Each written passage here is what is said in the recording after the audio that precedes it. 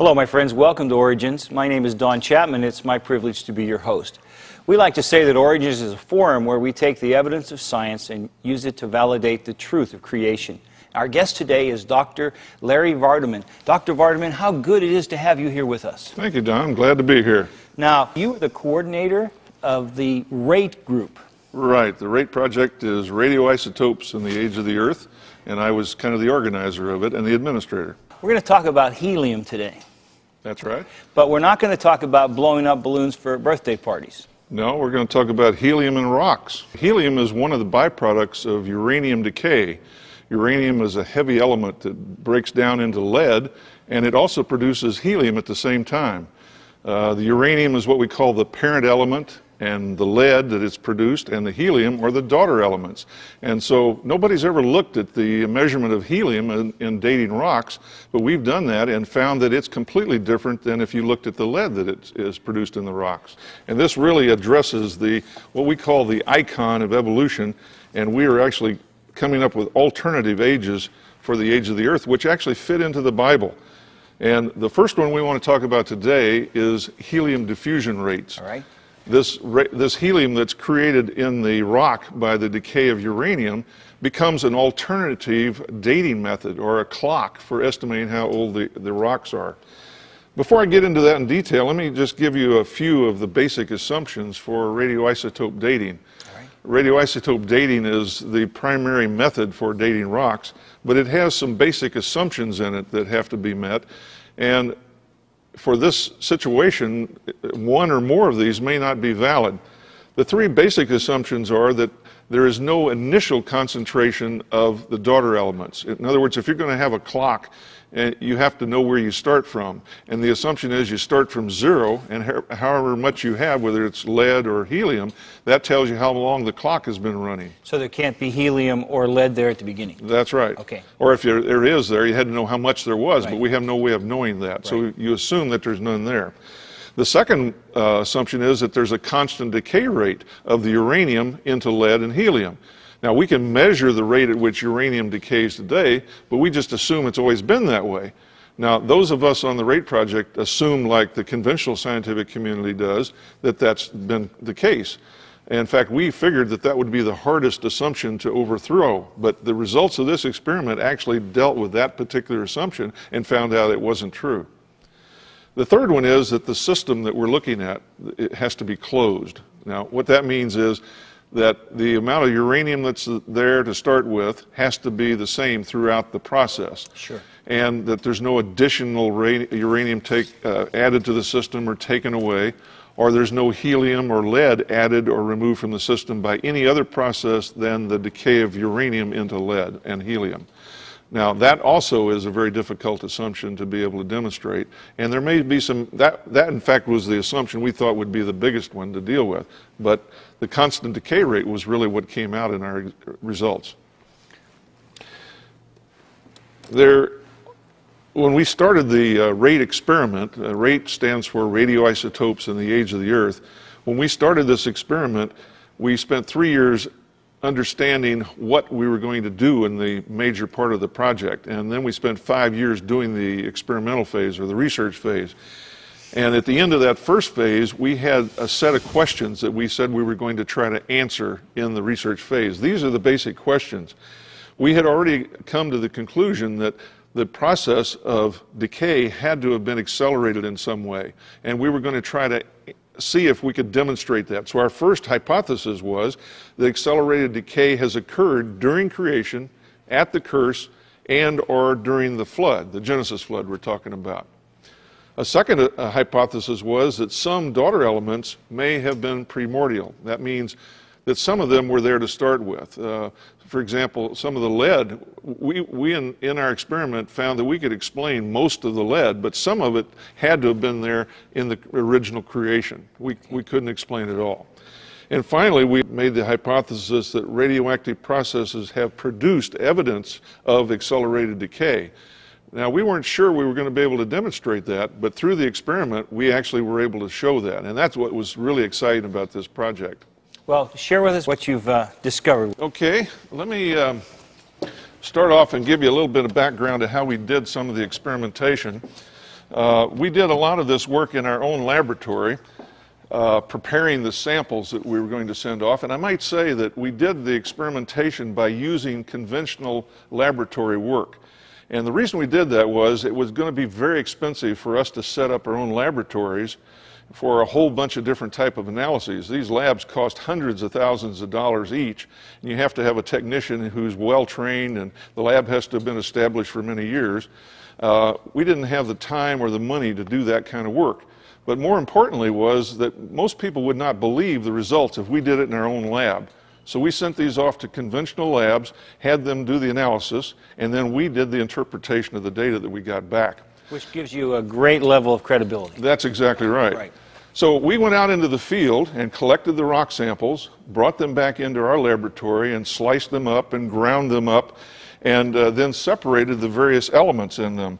Turns out that rocks have minerals embedded in them. In fact, the rock that we were dealing with most in this project was granite.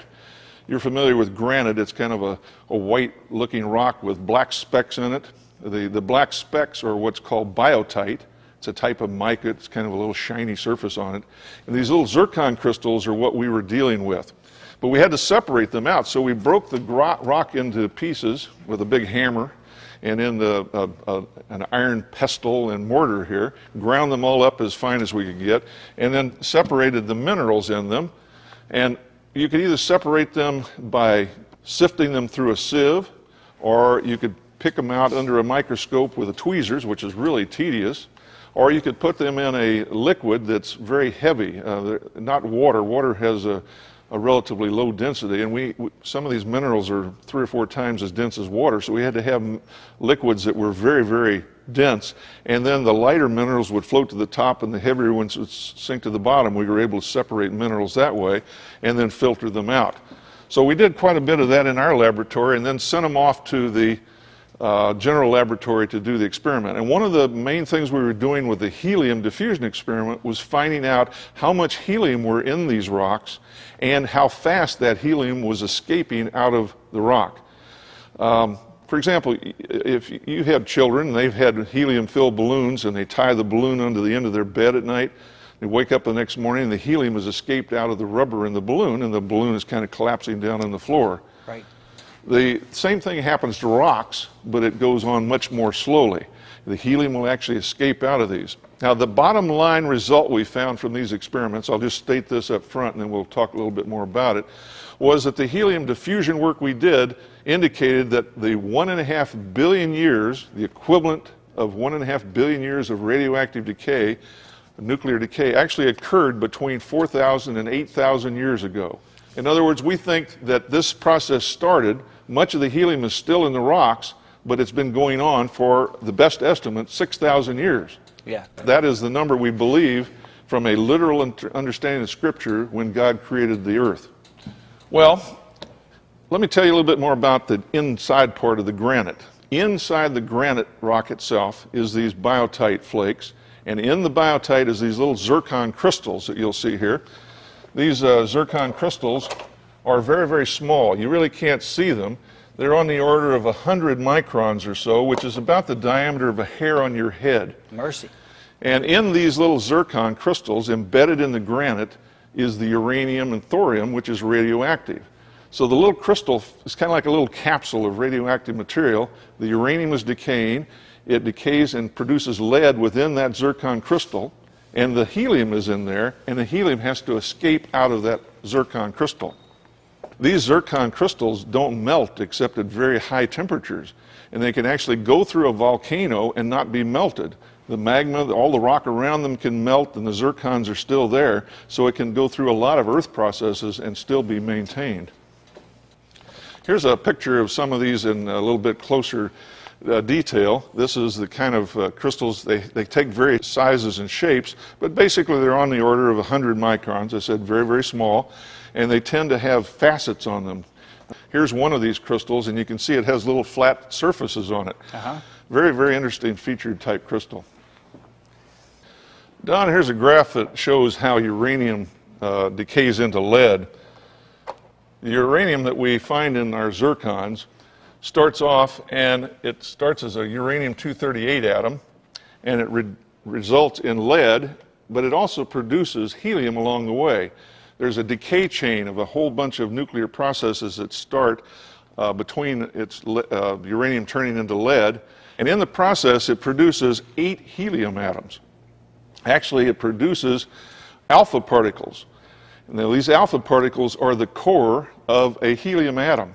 It's got 2 neutrons and 2 protons with no electrons, and it shoots out in all directions, and as it goes throughout the crystal it produces damage in the crystal and then picks up electrons and becomes a helium atom. So the helium is trapped in that crystal after it's decayed. Here's an atom of uranium with all the electrons running around it, and it shoots out these alpha particles. There's 2 neutrons and 2 protons, and then it collects electrons and becomes a helium. That continues to do that. All throughout the life of the crystal, it produces all this product. If you take a rock as a whole, you can see this process going on, and it's actually kicking out helium. Now here's your alpha particles with the electrons around them. Those are helium atoms. So the rock is actually pressing out, or the helium is escaping out of the rock in all directions, but it takes a fairly sizable amount of time for that to occur. If it turns out if the rocks were 1 billion years old or so, all that helium would have already escaped. And when we went and collected the rocks, we found that the helium is still in the rocks, and we sent the rock samples to the lab to find out how fast it's escaping, and we were able to actually calculate the age of the Earth from how much helium is there and how fast it's escaping. If they were really old, there wouldn't be any helium there at all. That's right. Okay. But we found up to 50% of the helium that's decayed still in those rocks. Still there. And that's a new finding, isn't it? That's a brand new finding, and it's very controversial. We've presented this to the scientific community already, and they are astounded by it, and they're really scratching their heads over this. You haven't really had a lot of response other than, huh? Well, that's right. We presented this to the American Geophysical Union meeting in San Francisco in 2003, and we had about 400 specialists in this field come by and talk to us. They were really puzzled by it, and they've gone back to their labs, and some of them are working on this problem themselves now. But it's really important that we point out that they're not doubting that the helium is there. They're trying to figure out the significance of it. Isn't that yes, right? And how it's... Well, that's a very different question. Absolutely, we're positive the helium's there. There's no question about that, and yes. We're going to talk about that a little bit more after the break. Okay. But what's really puzzling them, they've spent most of their career looking at the lead, not at the helium. Yeah. Right, that's right. And the dating has always been based on the lead instead of the helium. That's exactly right. But they're telling us 2 entirely different stories. The lead would give you one date, and the helium an entirely different date. That's right. The lead gives you a date of about 1.5 billion years, 1.5 billion years, and the helium, it turns out it's on the order of thousands. That's why we called it one of our books, Thousands, Not Billions. Now we've got to take a break, and when we come back, we're going to have to deal with this dichotomy of results and how we justify that, or how we explain it, or what we think's going on. We'll be right back. You won't want to miss the conclusion. Stay with us. Creation versus evolution. You weigh the evidence. A global flood, evidence pours in. 20th century geologists taught the familiar maxim, the present is the key to the past. But now that catastrophic processes are widely used to describe the strata record, 21st century geologists are discovering that marine flood sedimentation is the key to the past. Geological strata and their marine fossils provide critical evidence that the oceans once covered the entire planet. Widespread strata blankets are leading geologists to construct a global flood model for Earth history.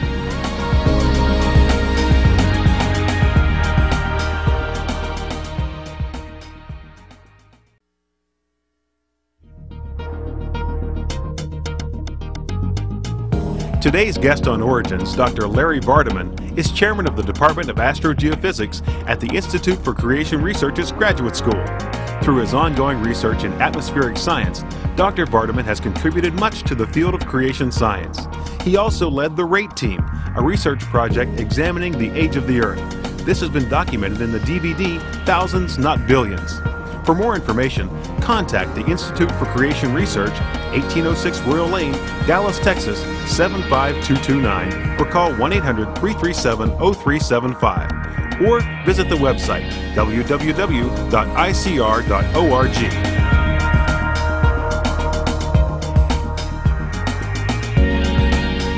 We're back with Dr. Larry Vardiman, and we're talking about the discoveries by the rate group, and today we're talking about the helium that we're discovering in rocks, and this was something new and kind of earth-shattering to the scientific community. You have a chart there, Dr. Vardiman. Help us understand what that's about. Well, I want to tell you a little bit more about the samples that we used to come to the conclusions we did. We obtained a core of granite from a drilling that was done in New Mexico by the Los Alamos National Laboratories. They were looking for geothermal sites, looking for steam that they could use to produce energy.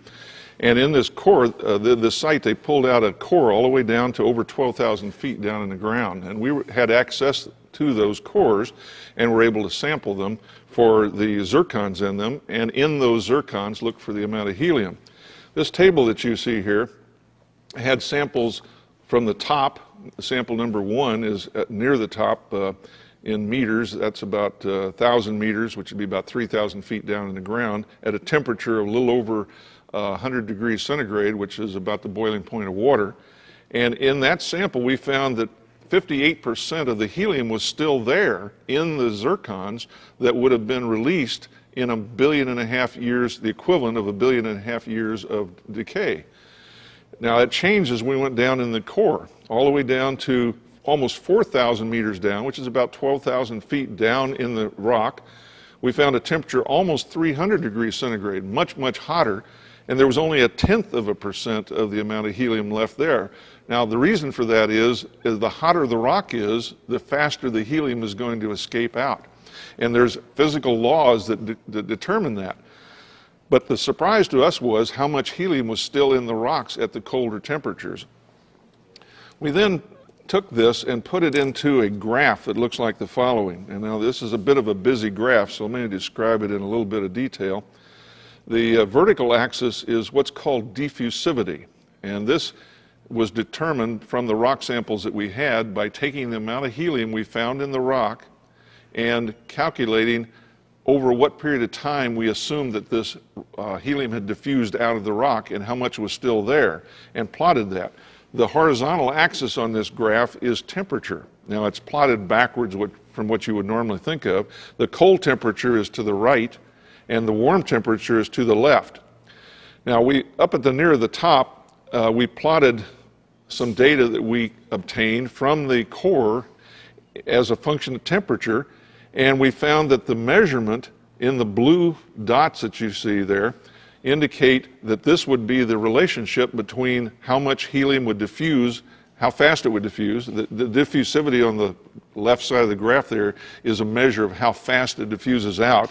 And that's a logarithmic scale, by the way. It's not linear, so it goes up exponentially. It's a very, very rapidly increasing value.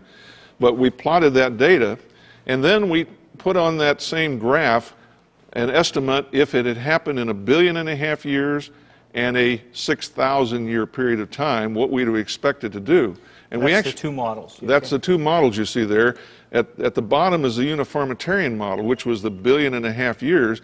That meant if the helium that we find in the rocks was diffused over that 1.5 billion years, it would have to be a very, very slow rate of escape or diffusion. Right. And therefore, it's down near the bottom of the graph. If it happened over 6,000 years, which is our creation model, then it would happen a lot faster. We put that data on there, the first set of data, and put the model together and reported that in our first report, saying this is what we would expect the difference to be.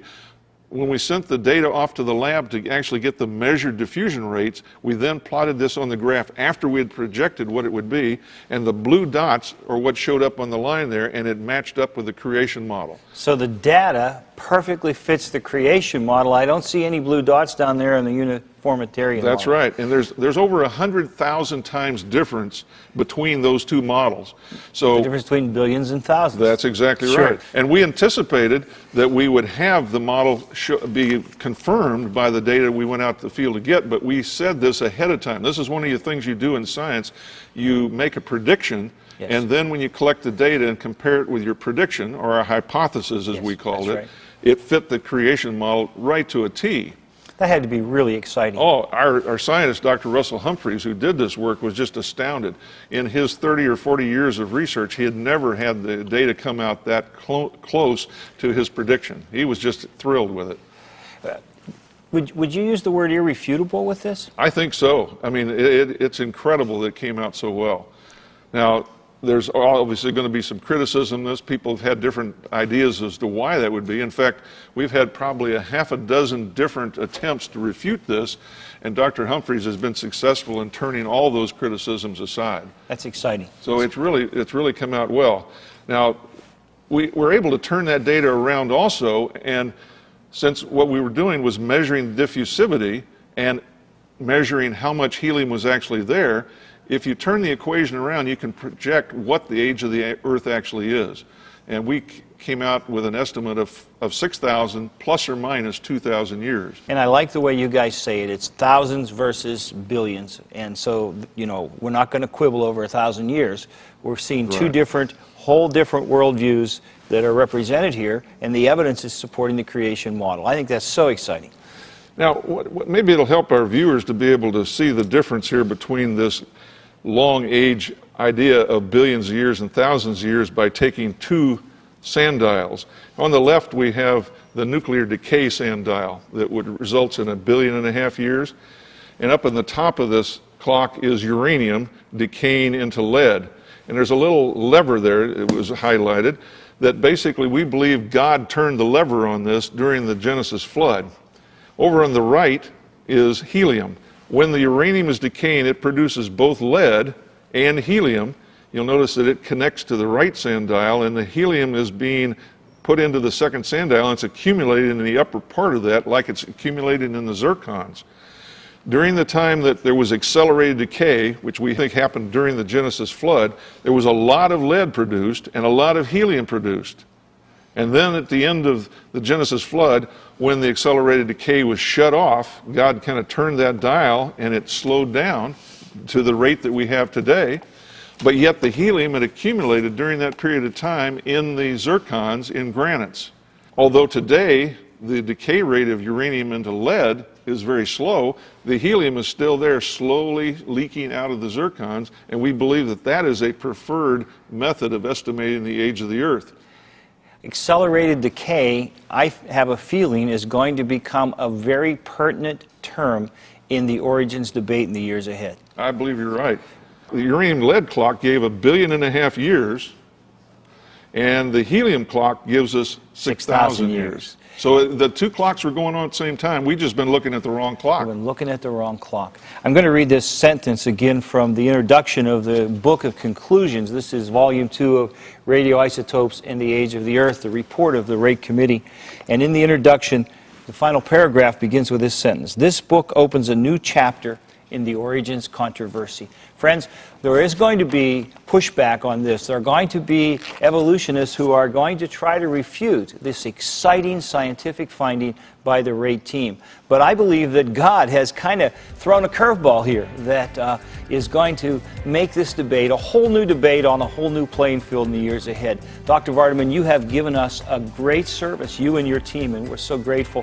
And I'm so grateful that you've been here to share it with our folks on Origins. So always remember that it's God's view. He created you, and that should be your worldview too. Until next time, I hope you'll ponder this incredible stuff that we've learned today on Origins.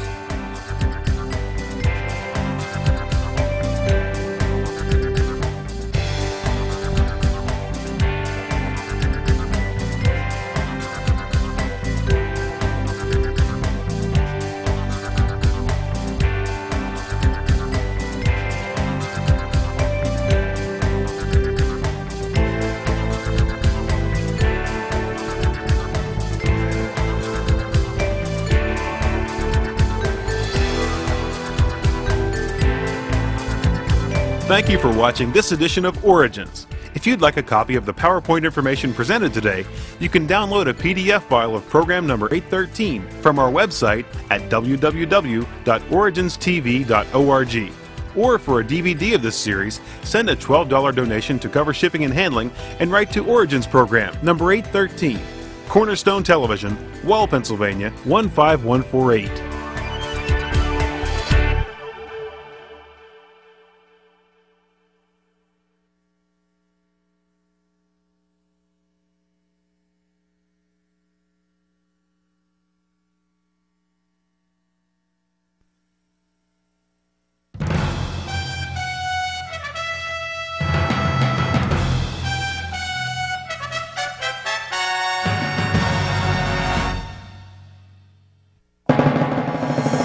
Origins is made possible by the faithful prayers and the financial support of you, our Cornerstone Television family.